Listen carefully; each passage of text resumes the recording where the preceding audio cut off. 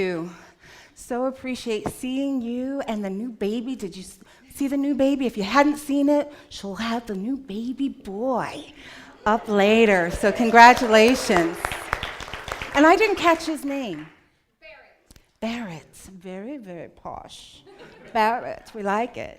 Congratulations. Yeah. So here we are. At first, when I started talking, I thought, ooh, the energy's a little low. And then you started hugging each other. And I was like, oh, they're here. They're all here. So that's fabulous. So this talk is really the beginning of the series of prosperity, looking at prosperity. And I thought I would tell you a little bit about my own journey with prosperity. So here I am, mid-20s, living in New York City. You think, oh, this is great. Except I was having panic attacks. And I was having panic attacks because I had this fear that I was going to become a homeless bag lady in New York City. You know, the ones with the cart. And all my belongings would be in this one cart. And I'd be like disheveled, and I'd have so many layers of clothing on. People would be like, what's the deal? And I wouldn't be nice and clean. So that's my fear. And I gotta tell you, that fear, it kept me up many a night. And it bothered me so much that it influenced how I worked. I worked 70-hour work weeks as the norm.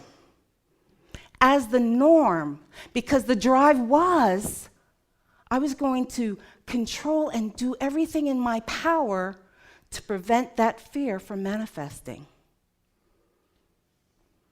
So you can only imagine when you're working those hours for a prolonged period of time, the effect that it has on your body. And so, of course, I became ill, and I needed to take a leave of absence.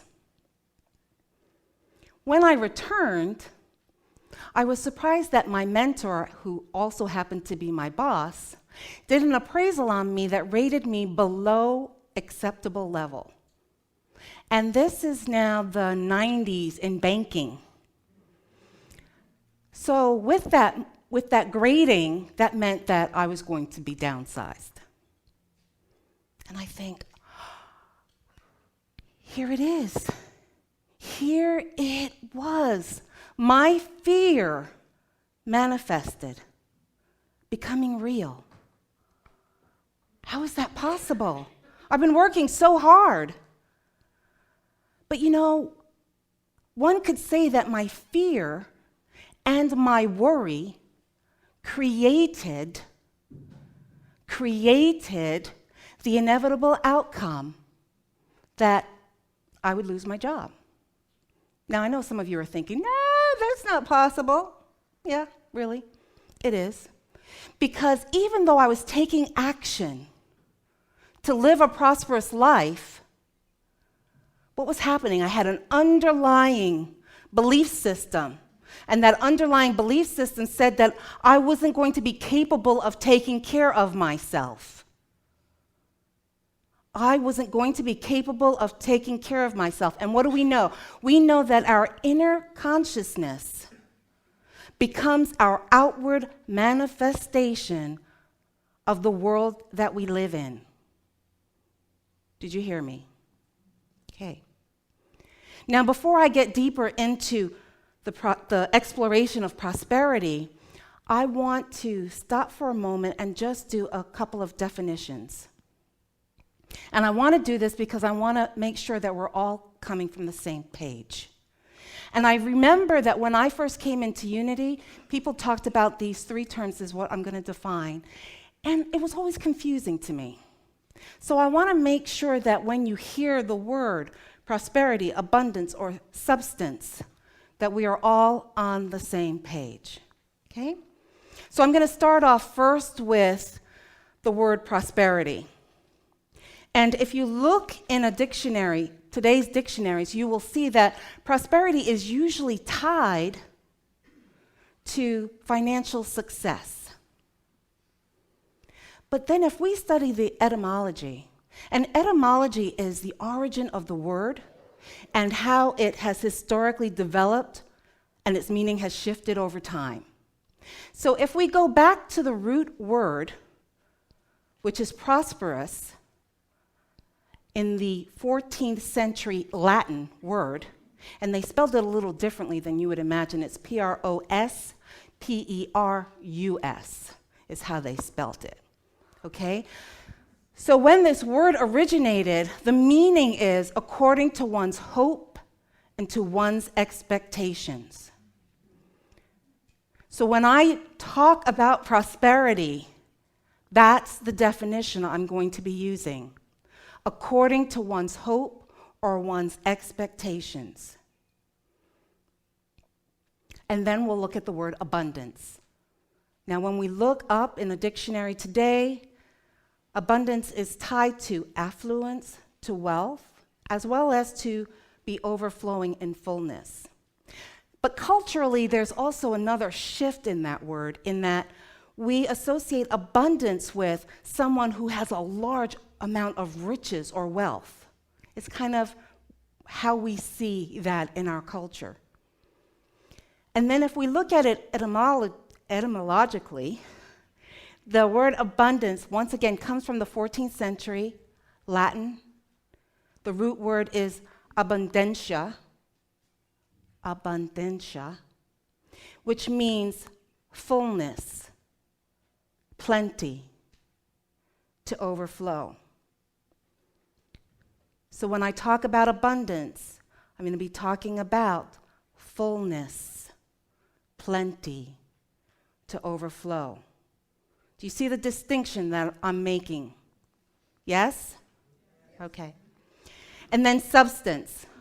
Dictionary says that it is that of which a thing consists, physical, matter, or material.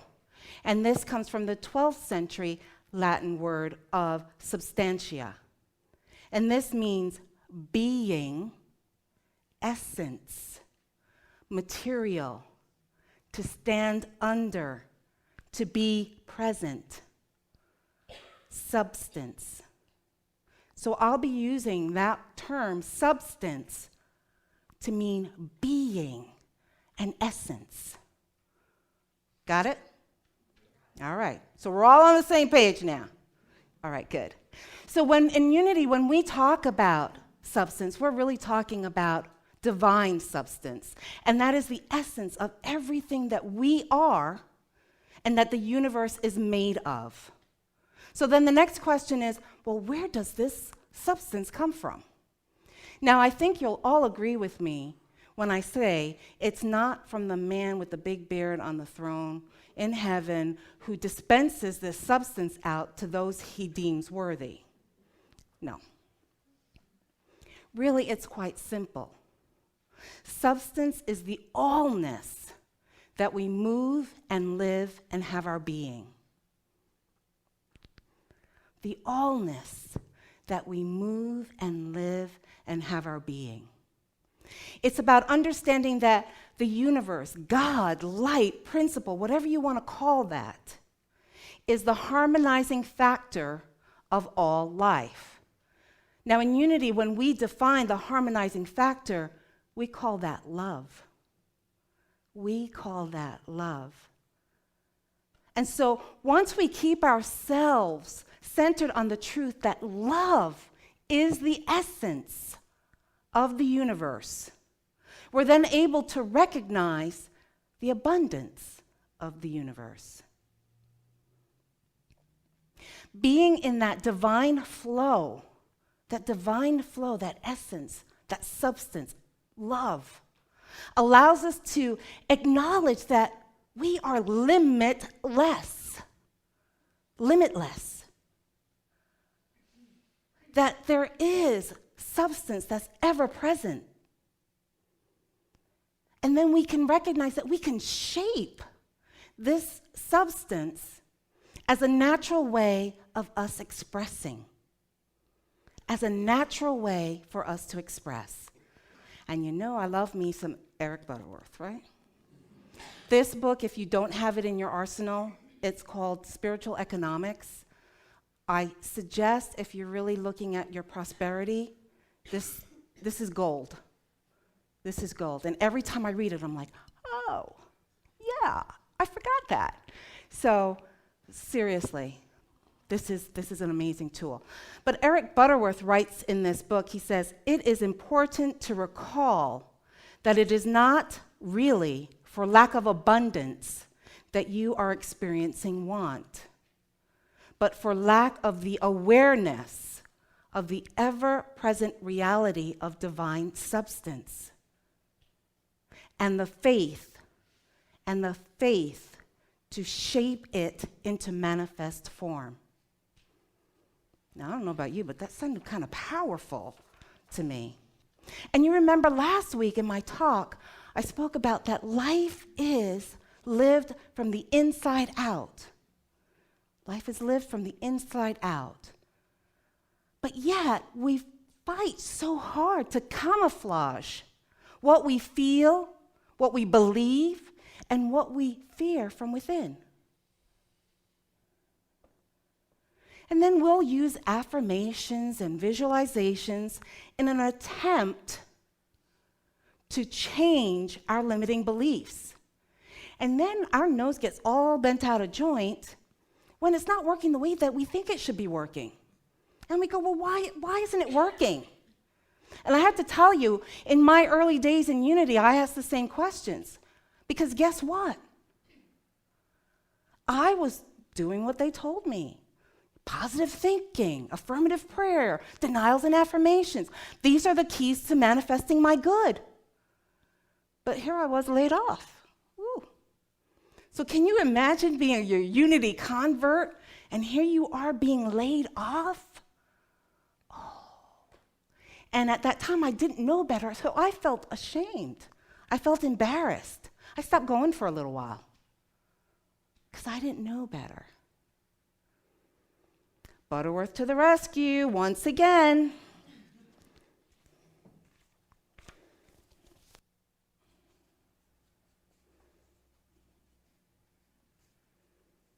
The important thing is to hold to the awareness that you are created in substance, formed of substance, and ceaselessly supported by substance.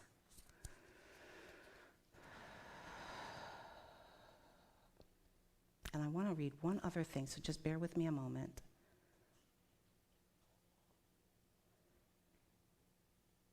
It says, there is a common confusion among the practice of affirmative prayer that if you speak the words of truth over and over, you impress them on your subconscious mind, and thus they become true for you. They do not become true because you affirm them. They do not become true because you affirm them. You affirm them because they are true. You affirm them because they are true. You are synchronizing your consciousness with the reality of truth, creating a channel through which the mystical flow may do its powerful work through you. Now, some of you may be thinking, oh, piece of cake, I knew this. And I approached prosperity consciousness in this matter. I worked at synchronizing my consciousness with truth, and still, my life is not reflecting prosperity. Why? Right? Why? And I think the answer is really simple.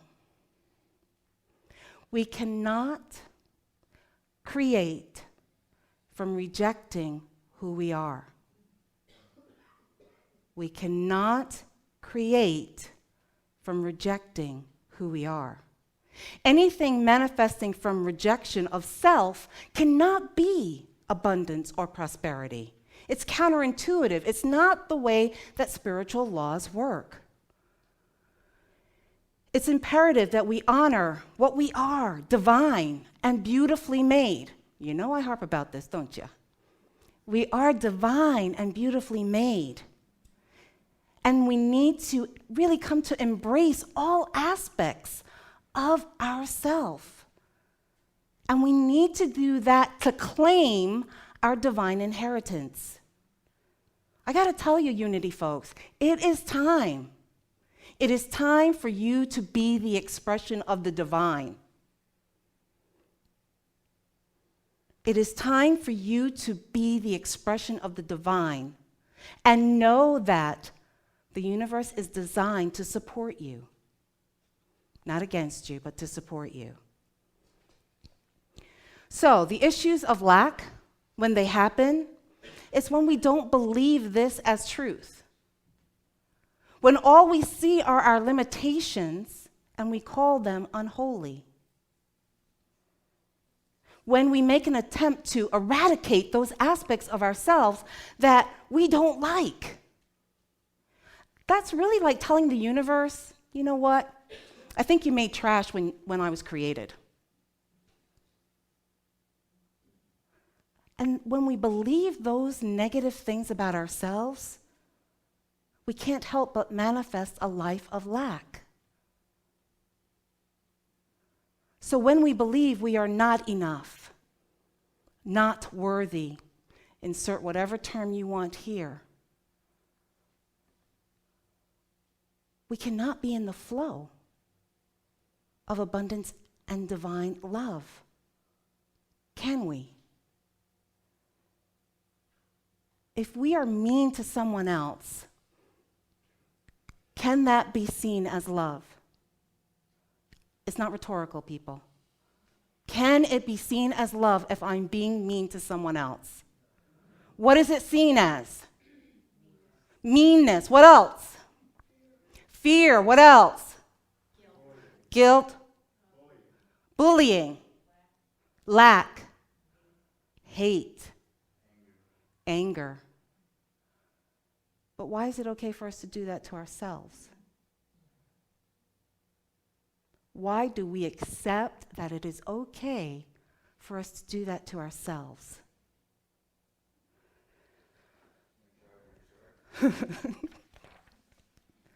All right, so Butterworth, you know he supports me. I think he's really brilliant, actually, because he agrees with a lot of things I'm thinking.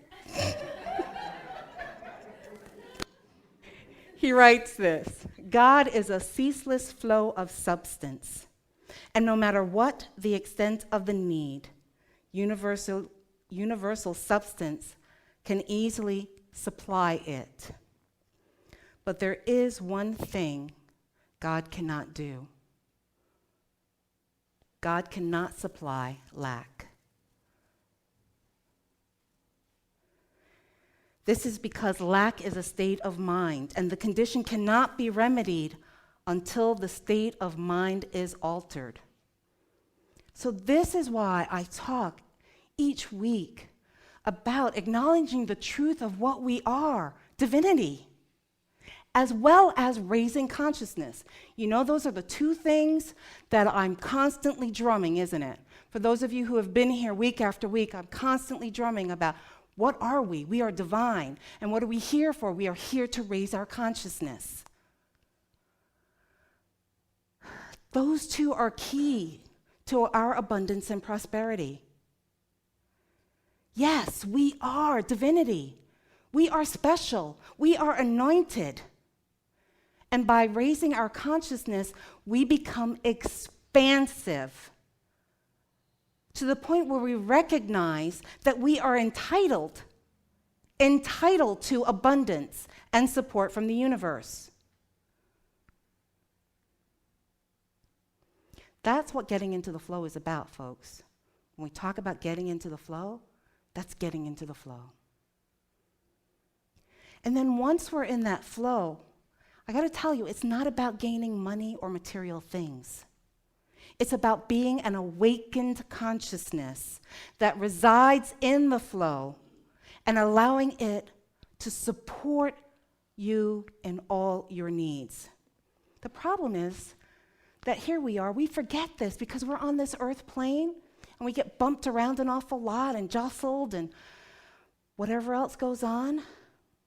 And that's why we do our meditation and we do our prayer to continue to connect to oneness.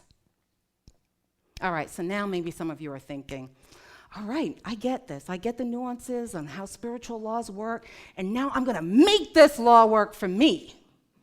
Well, hold your horses. Because if that's your thinking, it's coming from your humanness. It's coming from your egoic existence. Because spiritual laws don't work that way. It's not something that you do, it's something that you be. It's not something that you do, it's something that you be. And I know you guys hate the B word. I use it an awful lot. But even Butterworth, he gets the B word.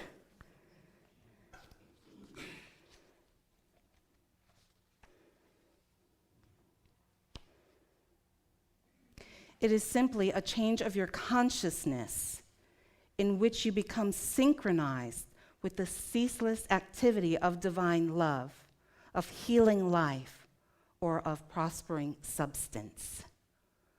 What he's really saying, what we're both saying here, is to stop trying to demonstrate or have a miracle happen.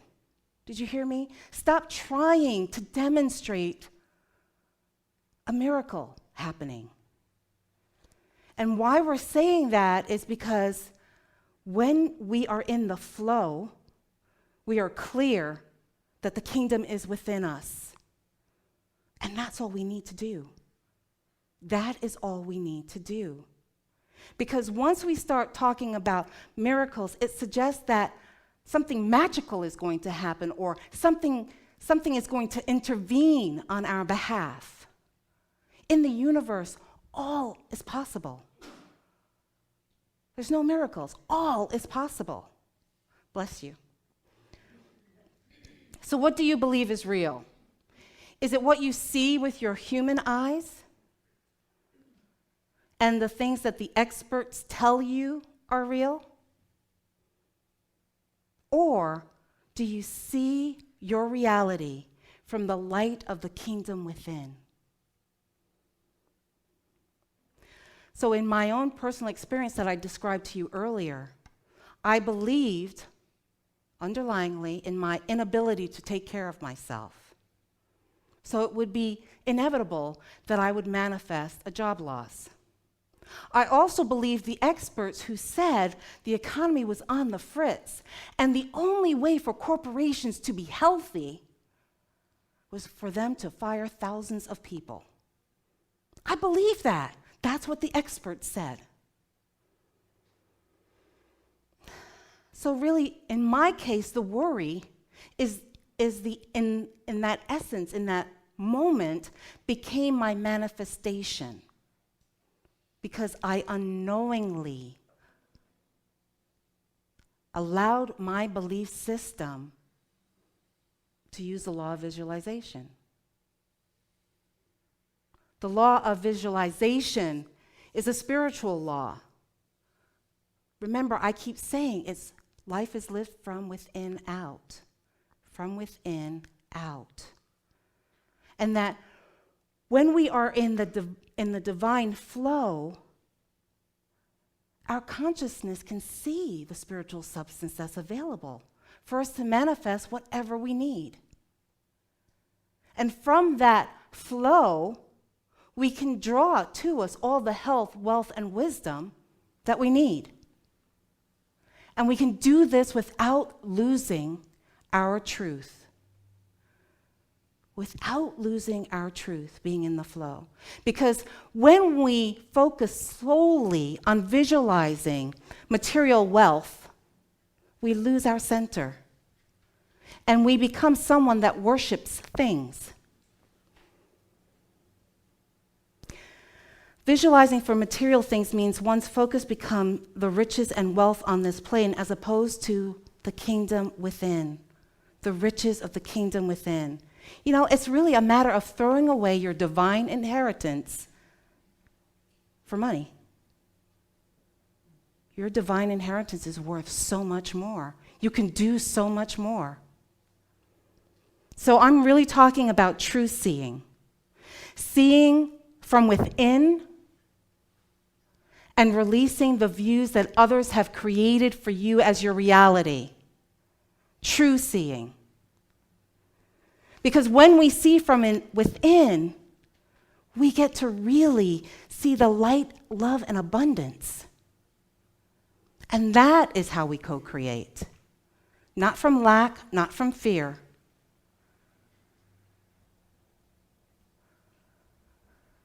By keeping ourselves focused and centered on our divine inheritance, we become abundant.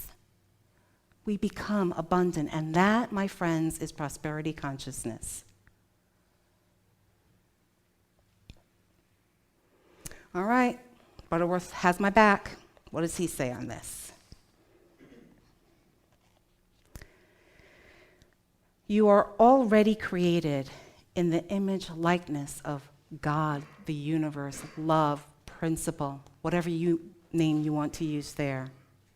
You do not need to change your self-image by rejecting what you are, but by discovering what you are.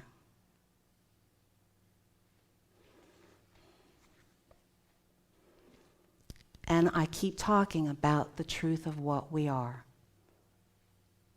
Divinity. And I'm doing this as a reminder because it's so easy to forget. You are the I am of the universe. The I am of the universe. You are the expression of mind, and it's only from this reality that you create being healthful, wealthful, and wiseful. And you know I got to bring this up. It's not about being all good. We say that term, we overuse that affirmation, it's all good. And usually it comes from a place of we're trying to shift our negative thinking to positive, but often it comes from a place of fear that no matter what the situation is going, whatever's going on, I'm going to be okay. We've gotten used to saying and thinking these positive phrases because we think that's what truth students do. That's what truth students are supposed to do. It's not necessarily so. But when we do that, if we are completely focused in our head, when we say these positive mantras and affirmations and whatever, it's coming from our humanness. And I got to tell you, that's very limiting. Very limiting. So I'm inviting you to be in the flow. Be in the flow of the infinite. Realizing the truth of what you are. Next week, I'm going to be talking about prosperity from a different angle, and the angle is from more than these things you'll be able to do. You know, talking about the error thinking about prosperity and spirituality. So I hope that you will join me on that discussion. Remember, I'm talking about the month of May is prosperity. We'll have one gap in there, and that is on the 22nd, when our member and congregant Diane Silver is going to be speaking to you from the platform. And I think she's got quite a provocative topic. She said it to me and I went, so I think it's going to be a good one. Thank you, please.